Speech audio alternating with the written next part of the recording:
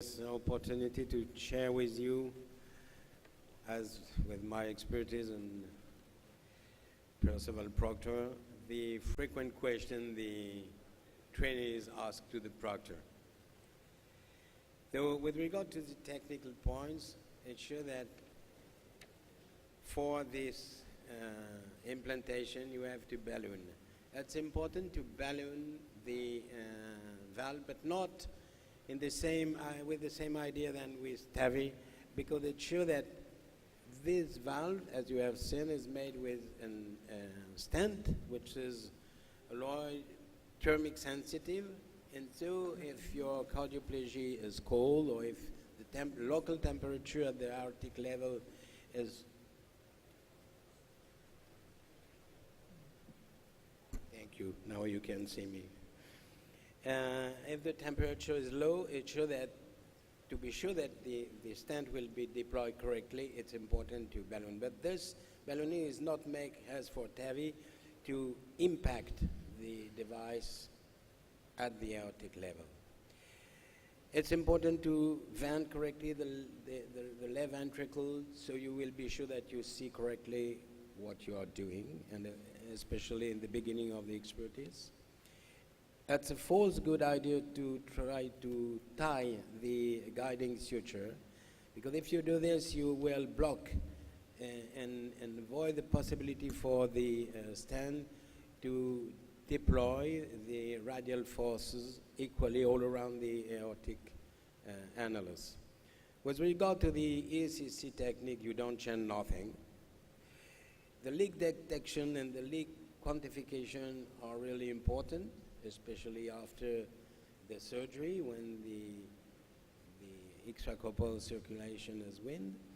And you also can do this 2 or 3 days after, when the cardiac output has recovered a more physiological level, to be sure that you don't have any leak detection.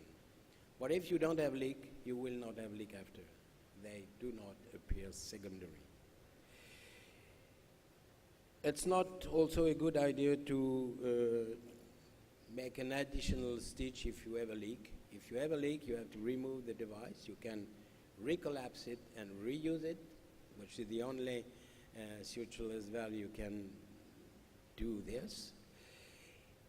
But you have to analyze the reason why you have this leak and treat it correctly. This valve is designed for the aortic root, and it shows that the tissue, which is pericardium, who is a component of this valve, is a tissue well known, because this is the same as the solo valve, is more than 20 years of age, so it's sure. And as you can see on this short movie, there is a sort of elasticity when this valve open and close that prevent tears to the commissure, and so save the quality and durability of the tissue at the level of the suture, which is always in all the valves a tricky point. This stent is tested for a long time, and we never observe any fracture or disruption of the component of the stent. The histology you see there is important, because it shows you that this stent is not incorporated into the aortic wall. It just applied on it. That means that it gives you the possibility to remove the valve 2, 3, or 4 or 5 years after, in case of endocarditis or what else, without difficulties. This stent does not enter into the aortic wall. With regard to the strategic points, you don't it's a bioprosthesis, so you don't have to change your habits with regard to anticoagulotherapy, because it's not requiring. The pacemaker implant rate is, in all the team who implant regularly, and now it's a huge number of valve implanted, probably more than 30,000 valves in the world.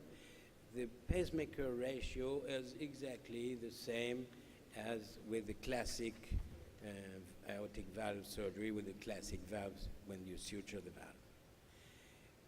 We don't observe secondary dislodgement and we don't observe secondary leaks. So all the valve is deployed at the right level with a good technique, and it's okay, or you remove it and re-land it in the right condition, but it will never move by itself afterwards.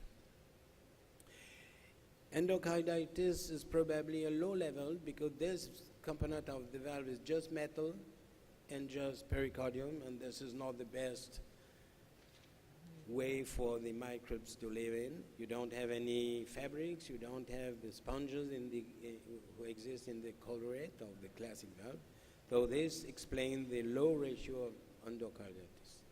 There is, as you have heard in the former presentation, a contraindication when the sinotubular junction is dilated, because this valve cannot be anchored only at the aortic level.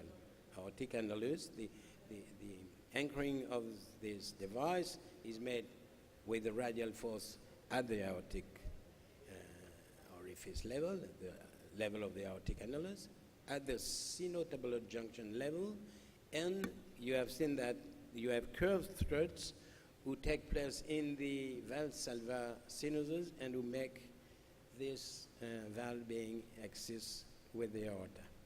But if the sinotubular junction is dilated, you cannot implant it because you lose one of the anchoring level and the valve will not maintain in place correctly.